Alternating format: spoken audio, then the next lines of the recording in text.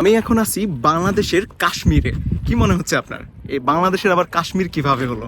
ওকে, so এইটা বাংলাদেশের জন্য আসলে কাশ্মীরি অনেক সুন্দর একটা জায়গা বাংলাদেশের মধ্যে। এটা অনেকেই জানেন, অনেকেই চেনেন, অনেকে হয়তো এখানে আসছেনও, বাট আমি এটার নাম বলে দিই। এটা হচ্ছে সাদা পাথর সিলেট। ঠিক আছে, এখানে অনেকগুলো সাদা পাথর আছে। সো এটার নাম এই কারণে মনে হয় সাদা পাথর, আমি জানি না, আই ডোন্ট নো। বাট এখান থেকে কিন্তু ভিউটা অস্থির আসে। ঠিক আছে, ওই পাশটা যে আমার পিছনে যে পাহাড়গুলো আছে এগুলো কিন্তু সব ইন্ডিয়া। আর এখানে পাহাড়ে মানে পাথরের কিন্তু সমারোহ, মানে পাথর আর পাথর। হাঁটতে এখানে অনেকটা যদিও কষ্ট আছে, বিকজ পাটা যদি একটু উল্টাপাল্টা হয় তাইলেই কিন্তু আপনার পা মুচকে যেতে পারে। সো এখানে সাবধানে হাঁটতে হবে আপনারা যদি আসেন। আর যারা আসছেন তারা তো জানেনই এটা সম্পর্কে। আর এখানে কিন্তু সাদা পাথর নাম যদিও, কিন্তু এখানে সাদা পাথর আছে, কালো পাথর আছে, অনেক ধরনের পাথরে আছে। সো লাল নীল অনেক ধরনের পাথর আছে, অনেক রঙের পাথর আছে। যদি এটার নাম সাদা পাথর, সাদা পাথর বেশি আসলে এই কারণে হয়তো সাদা পাথর, আই ডোন্ট নো। সো আপনারা যদি জানেন তো অবশ্যই কমেন্ট করে জানাবেন যে আসলে এটার নাম সাদা পাথর কেন। এই কারণে কি এখানে যে অনেক সাদা পাথর আছে এই কারণে। সো ওই পিছনে যে পাহাড়গুলো দেখতেছেন আপনারা, এটা কিন্তু হচ্ছে ইন্ডিয়া। ওগুলোর একদম কাছেও যাওয়া যাবে না, যে গেলে সমস্যা। সো আমার মনে হয় যে বাংলাদেশে আসলে এত সুন্দর সুন্দর জায়গা আছে যেটা আসলে বলে শেষ করা যাবে না। অনেক সুন্দর সুন্দর জায়গা আছে বাংলাদেশে। আমরা দেখা যায় যে যাদের টাকা পয়সা আছে তারাই কিন্তু বাইরের দেশে ঘুরতে চলে যায়, বাইরের দেশে গিয়ে এক্সপ্লোর করি বাইরের দেশকে। ঠিক আছে, কিন্তু বাংলাদেশে যে এত সুন্দর সুন্দর জায়গা আছে এগুলো তারা আসতে চায় না। এগুলোতে হচ্ছে গরিব মানুষ আসে, আমাদের মতো গরিব মানুষ। So okay fine, no problem. So এখানে কিন্তু এই জায়গাটা কিন্তু অনেক সুন্দর, মানে আমি অবাক হয়ে গেছি যে জায়গা। যদিও এখানে আমি এর আগেও আসছি, এর আগেও প্রায় 2বার আসছি কিন্তু আমি এখানে। সো এবারে আসলাম, আফসানাকে নিয়ে আসলাম। আর এখানে আসলে অনেক দূর পর্যন্ত কিন্তু শুধু পাথর আর পাথর চারদিকে। আবার এই পাশটায় হচ্ছে কিন্তু অনেকগুলো আছে, যে সিটগুলো আছে এগুলো কিন্তু ভাড়া দেয় বসে থাকার জন্য। আর এখান দিয়ে পানি যায় পাথরের উপর দিয়ে, ওই দৃশ্যটা কিন্তু অস্থির, আমি দেখানোর চেষ্টা করব। আর এই পাশটায় কিন্তু একটা নদীর মতো একটা আছে, খালের মতো অনেকটা, ওই যে নৌকা চালাচ্ছে। সো ওই জায়গাটা কিন্তু অস্থির।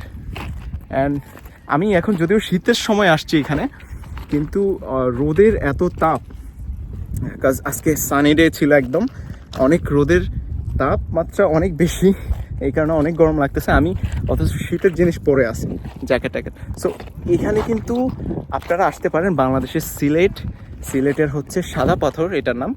সো এটা জানেন অনেকেই বা অনেকে আসছেনও। তারপরে আমি বলবো যে এসে অবশ্যই ঘুরে যাবেন। এই জায়গাটা মানে অসম্ভব সুন্দর।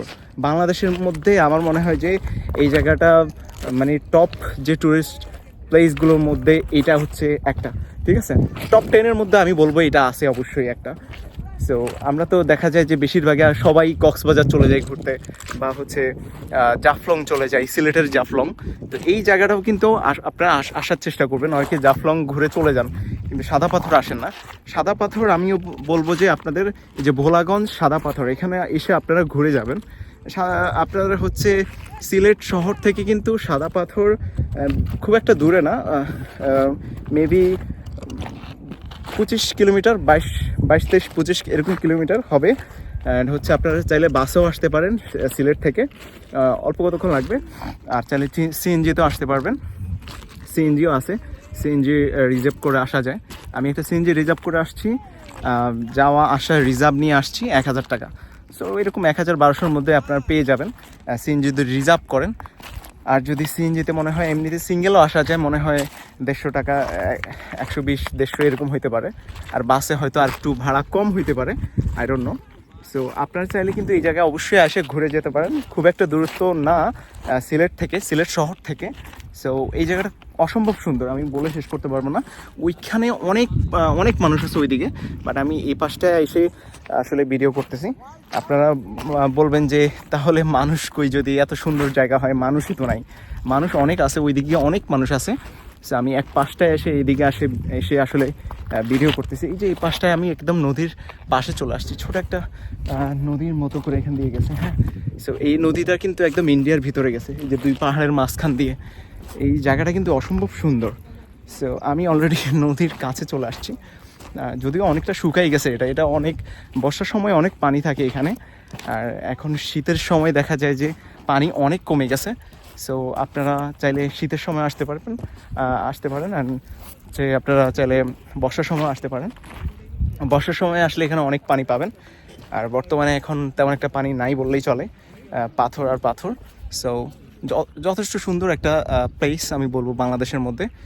টপ 10-এর মধ্যে আমি বলবো যে এটা অন্তত, আমি যদি রেটিং দিই 10-এর মধ্যে, তাহলে আমি বলবো এটা যে 10-এ 10, ঠিক আছে, বাংলাদেশের জন্য আর 10 টপ 10-এর মধ্যে আমি যদি বলি বাংলাদেশের ট্যুরিস্ট প্লেসের মধ্যে, এটা আমি বলবো যে 2-3 নাম্বারেই আছে, ঠিক আছে। সো আপনারা চাইলে এখানে এসে ঘুরে যেতে পারেন। অনেক সুন্দর অসাধারণ একটা জায়গা। এই যে আমার পাশেই নদী দেখতেছেন, এখানে অনেক মানুষ আছে, এই যে একটা নৌকা আছে এখানে। সো চাইলে নৌকাতে উঠে এখান দিয়ে ঘোরাবে মনে হয়, দেখি সামনে যাই। ওকে, সো অনেক কথা বললাম, আর পিছনে পাহাড়টা অসম্ভব সুন্দর। সো আপনারা চাইলে এসে ঘুরে যেতে পারেন। ধন্যবাদ। ওকে, আল্লাহ হাফেজ।